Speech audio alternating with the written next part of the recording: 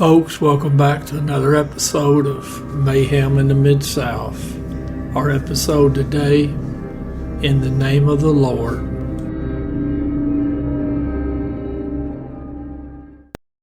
Folks, our episode today, we're going to be in the great state of Alabama.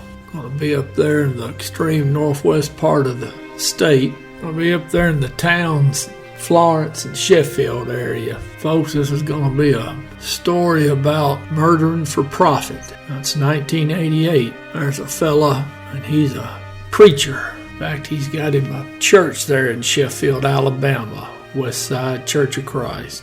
Now, it seems he's got some problems, and it's not with his flock, it seems to be with him.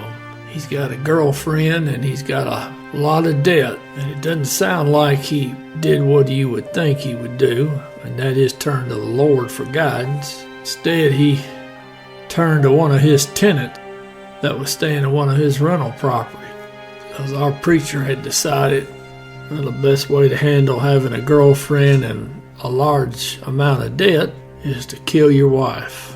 So he talks to this fella named Williams, and he says, "Hey, so I'll give you $3,000 if you can find somebody to kill my wife." This fella Williams, he says, all right. So he finds two fellas.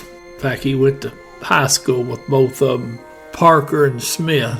Said, I'll give you $1,000 apiece, which is pretty generous of him. He's only going to get three, so he's giving up 2/3 of it to these two miscreants that he knows. Now, he gives $100 to Parker, and he says, hey, go get you a weapon. Now, he meant, go buy you a pistol or something, some kind of a firearm. Now, Parker decided that's a waste of a good $100. He used it and went and bought a narcotic, his favorite narcotic. It's a painkiller. That seems to be his joy in life, is injecting himself with this liquid death. Now, it's March 18th, 1988. Now, Parker's driving his vehicle, and they're heading out there to the preacher's house. It's out there in the Cherokee area. It's on Coondog Cemetery Road. Now, while Parker's driving, Smith's sitting over in the passenger seat, and he's sharpening a survival knife he's got. So now they get there. Parker pulls in behind the preacher's house. Now, he gets out and he tells Miss Sennett, that's our poor victim's name, Elizabeth Dorleen Sennett. He says, hey, Miss Sennett, we're going to go out here and look at your property. Your husband said it was all right. We're going to do some hunting. So Miss Dorleen, she says, okay. So Parker and Smith, they walk out there in the woods. Now, they come back a few minutes later, and they ask Miss Dorleen if they can use the restroom. So now when Parker goes into the restroom, he puts on some socks on his hands. And when he comes out, he jumps Miss Dorleen. He begins hitting her. Now, Parker and Smith, they hit Miss Dorleen with a galvanized pipe, and they stab her. The whole time she's hollering to not hurt her. Now, after they done beat her and stabbed her, they tear up the house a little bit. They break the glass in the medicine cabinet. They took a stereo and a VCR, because they're wanting the police to look at it and think this is a burglary gone wrong. Parker, evidently he must have watched some crime shows or something, because he burned his clothes, and he took that stereo and he threw it off a bridge, and then they threw away the knife they used. Two no-account thieving murderers, they get the rest of their money from William for the dastardly deed. Now, preacher man, he comes home, and of course he finds the house ransacked. He knows it's going to be ransacked. And he finds Miss Dorleen. Now, his wife ain't dead yet, but she's close. So he calls one of the investigators there at the sheriff's department at 11:44 in the morning. Now, I don't know if he did that to try to slow down the response or not, because obviously it's probably a lot easier to call communication. So anyways, rescue squad and the sheriff's department, they get out there to the house. Police make the scene out there at 12:05 p.m. Rescue squad right behind them. Now, for folks that aren't from the country, the rescue squad, that's the same as your ambulance. That's what they got. So now Miss Dorleen, she's transported to the hospital. Now, they tried to save her and they just couldn't do it. Miss Dorleen, she died of cardiac arrest and blood loss, massive blood loss. Now, according to the examination there, I don't know if the ME did it or if the doctor there at the ER did it. Said she had multiple stab wounds to the right side of her chest, right side of her neck, the base of her neck, forehead, nose, and scalp, and contusions on her nose and forehead. It's not too long after the killing, one of the investigators there, ABI, because of course the state's going to send some people down there too to help, he gets a call, and this informant says, hey, Smith and Parker were involved in that murder. Now, the informant told them where they lived, description of their vehicles. Informant also told them that one of them suspects lived in a residence that was owned by the preacher man, and that all three of these suspects had went to Coffee High School, and they were close friends. The informant even knew that originally the killing was supposed to have happened on a Wednesday, but then at the last second, the poor Miss Dorleen, she had decided to ride to Birmingham with her preacher man husband. The informant went on and said one of the suspects, he purchased a water bed at Waterworld in Florence, part of the money that he'd got from the killing of Miss Dorleen.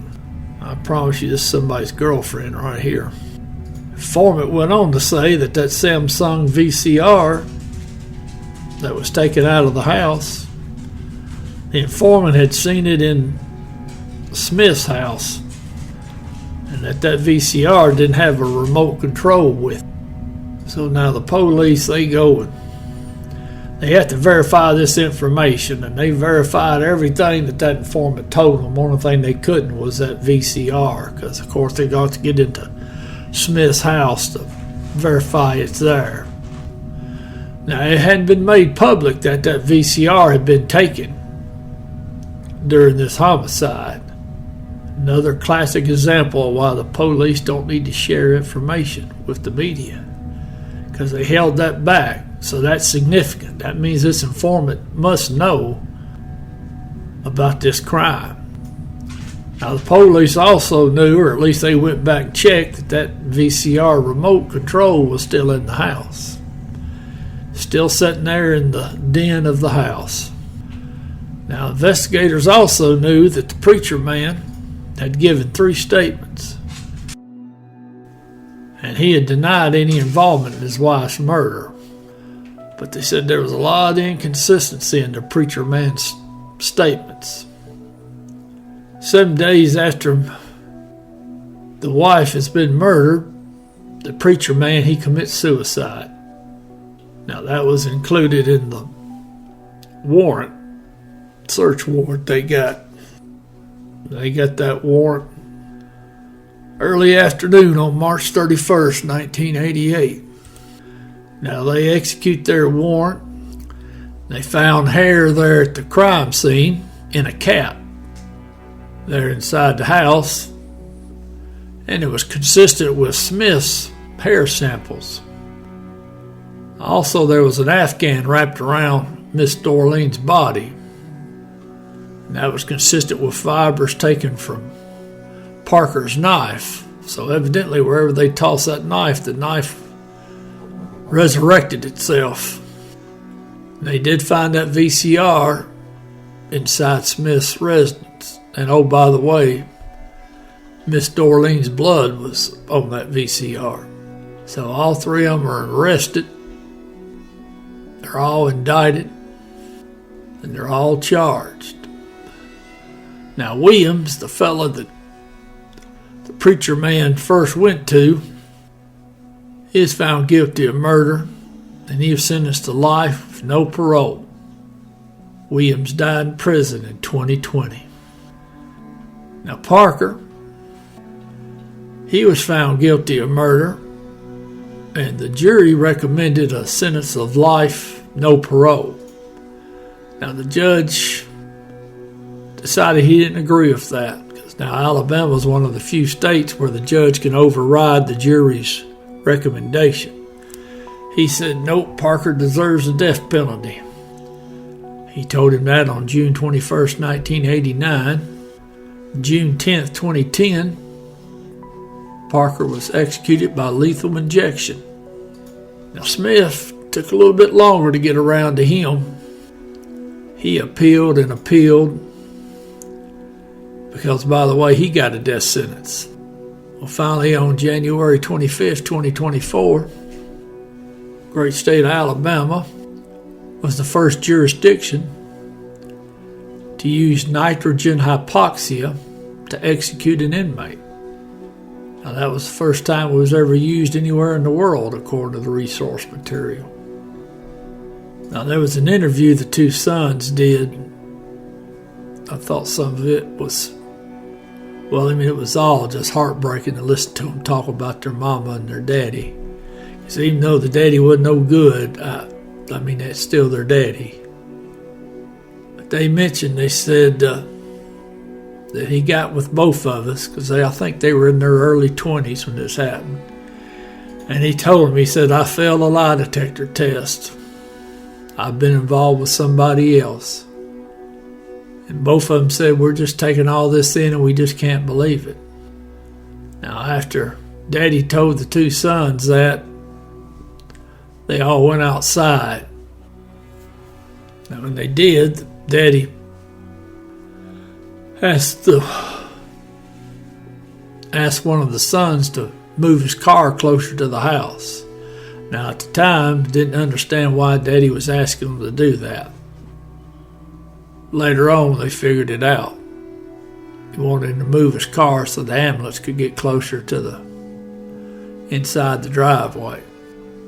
Now, before they even get the car still and get out after they moved it, they hear a gunshot. One of the brothers said it sounded like a firecracker. Said the daddy was in his truck when he shot himself. He said that was 7 days after Mom got killed. Friday to Friday. And one of the brothers said, lost them both in 7 days. He said, one just doesn't know how much you can take until you go through something like that. And I thought this was the most profound statements made, I think. Because they talking about that last suspect that's trying to avoid getting executed. Because it's a big controversy over how they're going to execute that fella, which, there's always an excuse on why you can't use a certain execution method. But he said they didn't ask Mama what method she wanted. He just did it. So why are we having to sit here and go through this with him?